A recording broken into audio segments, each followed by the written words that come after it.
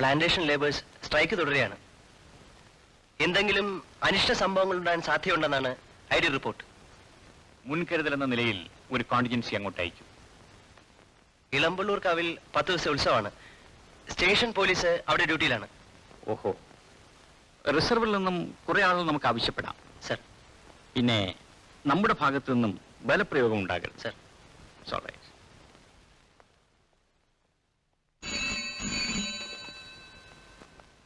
Yes, commissioner here. Yes sir. Sir, എന്ത്? കൊള്ളക്കാരുടെ ആക്രമണം ഉണ്ടാകുമെന്നോ? ഞാൻ നോക്കിക്കൊള്ളാം. കൊള്ളക്കാരെ പിടിക്കാൻ പോകുന്നു. അതിന് പോലീസുകാർ പോയാ പോരെ? എനിക്കും പോലീസിലാണ് ജോലി.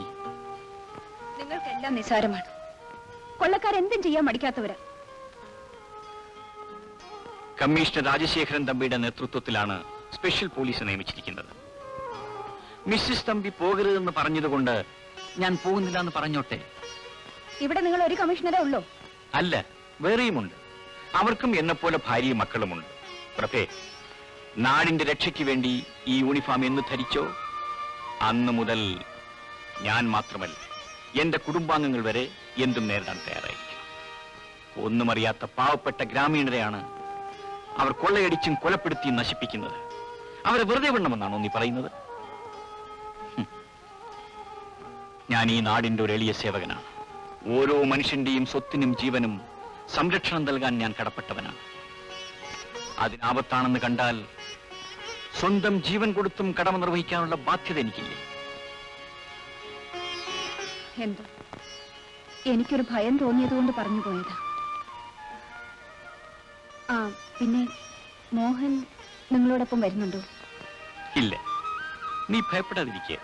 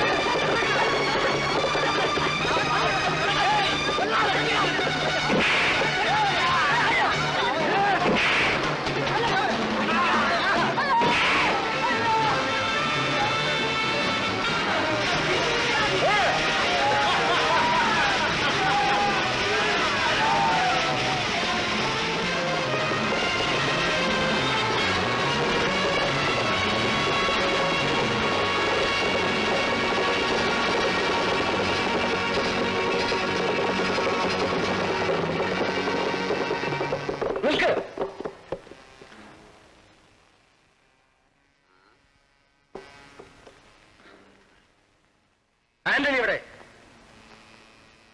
നിങ്ങൾ പോയിക്കോ, ഞാൻ നോക്കിയിട്ട് വരാം.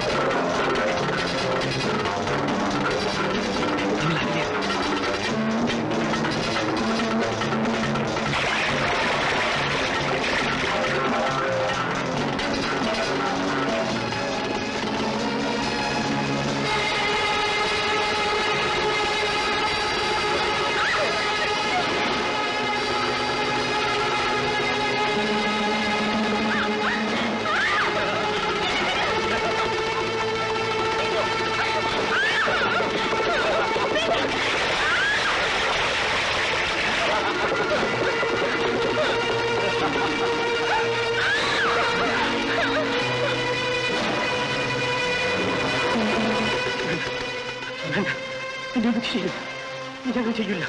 വേണ്ട വേണ്ട, എന്നൊന്നും ചെയ്യില്ല. പെണ്ണുങ്ങളെ ഉപദ്രവിക്കരുതെന്ന് ഞാൻ പറഞ്ഞതാ. നീ ആ നിയമം ലംഘിച്ചു. ചെയ്യില്ല. വേണ്ട വേണ്ട, എന്നൊന്നും ചെയ്യില്ല.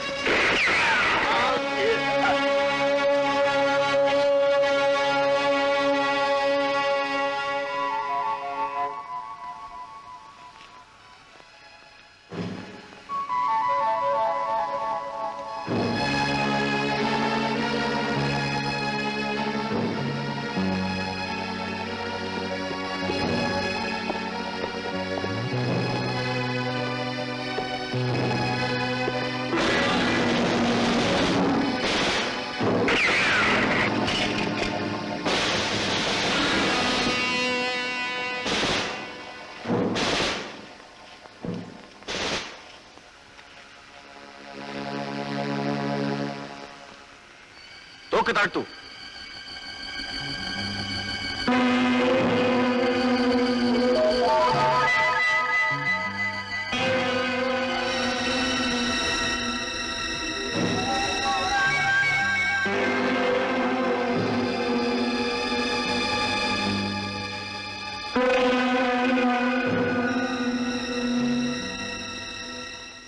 പോകൂ.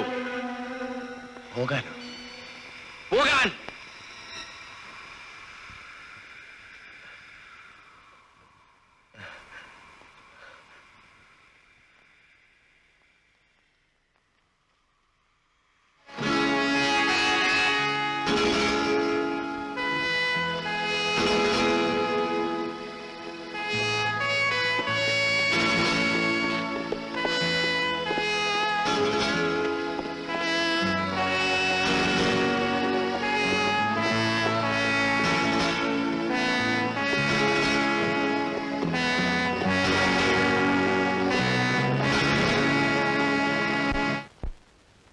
മിസ്റ്റർ രാജശേഖരൻ തമ്പിയുടെ കൃത്യനിർവഹണത്തെയും ആത്മാർത്ഥയും ഞാൻ ചോദ്യം ചെയ്യുന്നില്ല.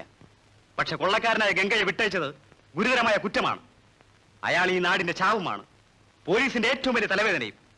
നിരായുധനായ അയാളെ കിട്ടിയപ്പോൾ അറസ്റ്റ് ചെയ്യാമായിരുന്നു. കൊള്ളക്കാർക്ക് ആയുധം കൊടുക്കുന്നതിലും റിപ്പോർട്ടുകൾ എത്തിച്ചു കൊടുക്കുന്നതിലും പോലീസിന്റെ പേരിൽ ഇപ്പോൾ തന്നെ പല ആക്ഷേപമുണ്ട്. ആ നിലയ്ക്ക് ഗംഗയെ വിട്ടയച്ചത് കൂടുതൽ ആക്ഷേപങ്ങൾ കാരണമാകും. ഇതേപ്പറ്റി തമ്പിക്ക് പറയാനുള്ള എന്താണെന്ന് കേൾക്കാം. ഗംഗ കൊള്ളക്കാരനാണ്, പക്ഷേ അയാൾക്കൊരു ഹൃദയമുണ്ട്. സാഹചര്യങ്ങൾക്ക് മാറ്റമുണ്ടായാൽ തിരുത്തിയെടുക്കാവുന്ന ഒരു മനുഷ്യനാണ് അയാൾ എന്നെനിക്ക് തോന്നി. മിസ്റ്റർ തമ്പിയുടെ അഭിപ്രായങ്ങൾ കേൾക്കാൻ സുഖമുണ്ട്, പക്ഷെ അത് പ്രയോഗിക്കാൻ പറ്റില്ല. മാത്രമല്ല, പോലീസിന്റെ ഭാഷയും ഇതല്ല. കുറ്റവാളികൾ ശിക്ഷിക്കപ്പെടണം, അതിന് കിട്ടാത്ത ഭീകരന്മാർ കൊല്ലപ്പെടണം. പോലീസ് ആക്ട് അനുസരിച്ച് ഗംഗയെ വിട്ടയച്ചത് ഗുരുതരമായ കുറ്റമാണ്. എക്സ്ക്യൂസ് മീ സർ, ഏത് നിമിഷവും ഗംഗയെ ജീവനോടെയോ അല്ലാതെയോ കൊണ്ടുവരാൻ എനിക്ക് കഴിയും. അതിനു മുമ്പ് എനിക്ക് ചിലത് പറയാനുണ്ട്. എത്രയോ കൊള്ളക്കാരെ നാം വെടിവെച്ചു കൊന്നു, എത്രയോ പേരെ പിടിച്ച് ജയിലിലിട്ടു. എന്നിട്ടും കൊള്ളക്കാരുടെ എണ്ണം കുറഞ്ഞിട്ടില്ല. അത് ദിവസം തോറും കൂടുന്നതേ ഉള്ളൂ. എത്രയോ പോലീസുകാർ കൊല്ലപ്പെട്ടു, എത്രയോ കുടുംബങ്ങൾ നിരാലംബമായി, എത്രയോ ഗ്രാമങ്ങളാണ് പ്രതീകാരവരിയിൽ കൊള്ളക്കാർ ചുട്ടരിച്ചത്. ഇത് പരിഹരിക്കാൻ നമുക്ക് മറ്റു മാർഗങ്ങൾ നോക്കിക്കൂടെ? തോക്കിന്റെയും ലാത്തിയുടെയും ഭാഷ മാത്രമല്ല പോലീസിന്റേതെന്ന് നമുക്ക് തെളിയിച്ചുകൂടെ? What do you mean? ഞാൻ മനസ്സിലാക്കിയിടത്തോളം ആരും കുറ്റക്കാരാകാൻ മനഃപൂർവ്വം ആഗ്രഹിക്കുന്നില്ല. സാഹചര്യങ്ങളാണ് അങ്ങനെ ആക്കി തീർക്കുന്നത്. അവർക്ക് നല്ലൊരു ജീവിതം കൊടുത്താൽ സമൂഹത്തിലേക്ക് അവർ തിരിച്ചു വരുമെന്ന് തെളിഞ്ഞിട്ടുള്ളതാണ്. വിനോബാജി തെളിയിച്ചതുമാണ്, നമ്മുടെ സർക്കാർ സമ്മതിച്ചതുമാണ്. ഗംഗയും കൂട്ടരെയും അങ്ങനെ തിരുത്തിയെടുക്കാൻ കഴിയുമെന്ന് ഞാൻ വിശ്വസിക്കുന്നു. അതിന് ഗവൺമെന്റിന്റെ അനുവാദം കിട്ടിയാൽ നമുക്ക് ശ്രമിക്കാം. Thank you sir.